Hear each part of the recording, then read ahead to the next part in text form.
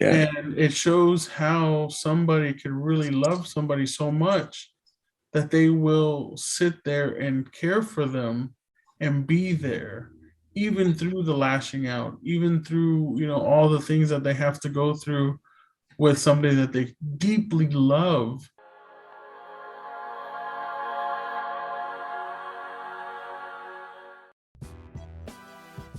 What up, guys? It's CJ. I'm here with Mike and Richard, the Dark Richard.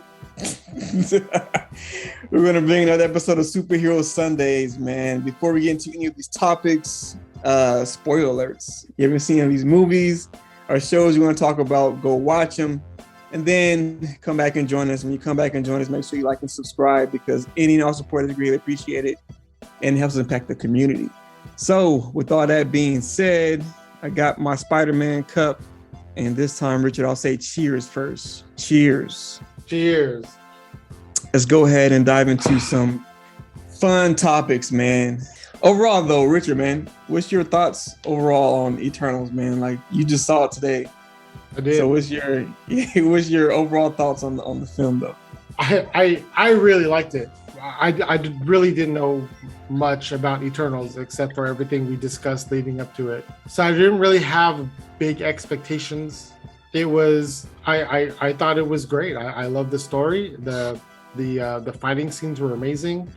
The CGI was excellent, as Mike was saying. And then, last week we were discussing about how it's been getting bad reviews, pointing towards like an openly gay relationship with one of the Eternals, and so we were discussing that, and that we're kind of intrigued, like, are they forcing it down our throats or whatever?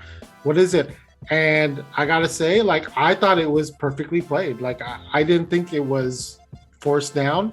Like, I don't know, like Oh, you're right. Even Mike and I were texting about that. We were like, that scene, like, it flowed perfectly for the movie. The one scene that didn't flow with the movie was the scene with Cersei and Icarus. Like Mike said, that scene more forced than the actual gay relationship. Mike, what'd you say about that, man? Yeah, I said that the scene between Photos and his partner was more emotional and more fluid and smooth, that part of the movie, rather than seeing something forced like a sex scene. Just didn't seem like it was needed. It was more of like, I've seen more people looking around like, really? Mm-hmm. Yeah. During the sex scene, like, okay, first off, they're androids, but they're out here having sex. For what? Like, why are they doing this? And then when it happened between Fastos and his partner, everybody felt that emotion, or that connection that he had, that he finally got back. Because if you remember, he lost all hope with humanity because he thought it was his fault because he gave them the technology to build the atom bomb. Right. Yeah. And he finally found his connection back to humanity through his partner. And you felt that he actually cared for him. The connection between Fastos and his partner was stronger than Icarus and Cersei, the chemistry, at least, for me. Yeah. But the best chemistry in the movie that nobody really talks about is Gilgamesh and Thena. Yes. Yes, man. We of course don't know, because they don't really talk about it, how if it was like a romantic relationship. It could be a brother and sister type relationship, but most of anything, it was a mental illness and caregiver relationship. That's what I was going to say. That's what I really felt from that. Yeah. And it shows how somebody could really love somebody so much that they will sit there and care for them and be there, even through the lashing out, even through, all the things that they have to go through with somebody that they deeply love. And it doesn't have to be a romantic relationship, but just the fact that somebody cared for her that much, that says, don't worry, I will take care of her. Yes. His dying breath. And he didn't even hesitate. Yeah. He just jumped right in, Nobody talks about it, but I think Gilgamesh and Athena's relationship, whether it's romantic or not, was pure. Was the core relationship in this movie. And you can see when they first showed up to see Gilgamesh, to reunite with him, he had scars on him and cuts on him. And who did that? It had to be, of course, Athena did that to him. But he's still happy, he's still jolly to see everybody. He's still, when Athena started acting up, he was there for her again. It's like, no matter what, she's gonna lash out on him, she's gonna, snap on him, but he still knows the truth. He knows who she is. He knows deep down inside she really is the real Athena. He's going to take care of her and be there because he loves her.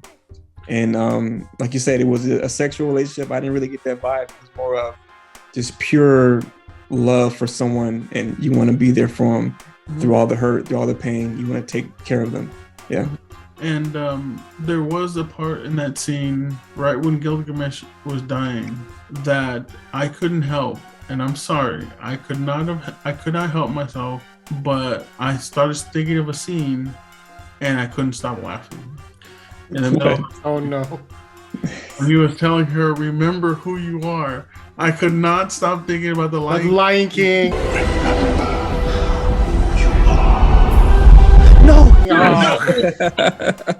Mufasa up in the clouds saying, remember who you are. You are the king. And the one, I could not stop thinking about that, and I could not stop laughing. Bruh, that was so inappropriate. That was so inappropriate. But it was just, that's the only thing I can think of. I mean, that was the most heartfelt, gut-wrenching moment, Oscar-worthy moment. And I just think of just Earl. We just released an episode today. Was it James Earl Jones coming out of the nowhere going, "Remember who you are, Simba." Remember. Yeah. Oh, poor Gilgamesh. But yes, Gilgamesh and Athena, hands down. I mean, then you think about, what was the girl's name? The speedster? Makari. Makari and Druid. Their relationship had chemistry. Yeah, chemistry. It was short, a lot of it, but you see it. You don't see a lot of it, but you see it. That little flirty kind of. Yeah. It was like an unspoken attraction kind of thing. It was not only unspoken attraction, but not really needed for much words.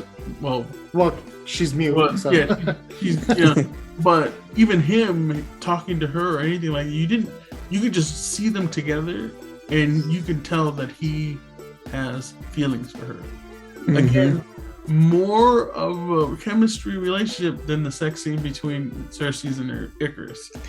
To be fair, Icarus and Cersei, the least amount of chemistry out of everybody. Yep. Yeah, it wasn't necessary, man. That one scene, they had that kiss, it was passionate. It's okay, they love each other, blah, blah, blah. And it cuts to the next scene is them naked. It's like you said, everybody kind of looked around. I'm looking at my wife. We're there's kids in the theater, 6-year-olds, 7-year-olds. We're whoa, cover your eyes, kids. Sorry, but it's it wasn't necessary, man. And it was forced. And yeah, it wasn't really a natural moment. But okay, if they would have skipped that sex scene and went straight to the marriage scene, it would have been perfect. Perfect. Yeah, I agree. If they just went from the passionate kiss out there and then cut to them getting married,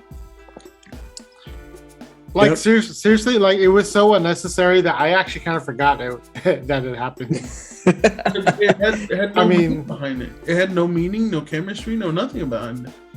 Yeah. But it's just one of those things where Marvel decided to do something and no one's perfect, but on the show, we honor real life heroes. On this episode, we're going to honor John Lee, who is a rad tech.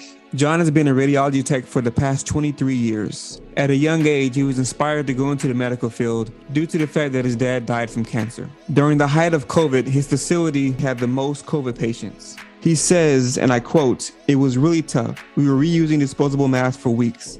Lack of N95 and PPEs made the job more difficult. There wasn't a concrete guideline in place.